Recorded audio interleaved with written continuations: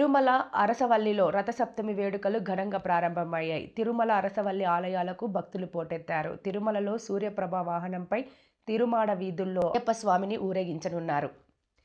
వాయువ్య దిశలో సూర్యప్రభ వాహనాన్ని నిలిపి ఉంచారు. సూర్యకిరణాలు తాకిన వెంటనే వాహన సేవలు ప్రారంభం అవుతాయి.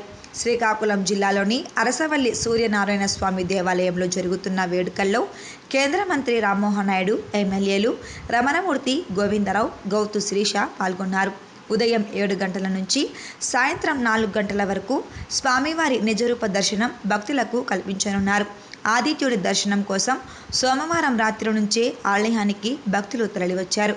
దీంతో ఆలయ పరిసరాలు భక్తులు కిటకిటలాడుతున్నాయి.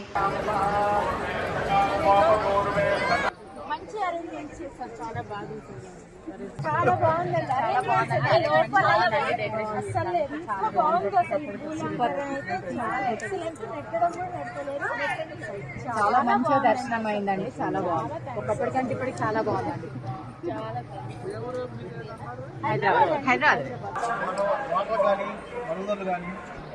ఇక్కడ లేవు ఫెసిలిటీస్ అయితే గతంలో చూసాం కదా. ఇంకా ఎక్కువ ఉంది. మార్పు కంటే ఇక్కడ చాలా హ్యాపీ.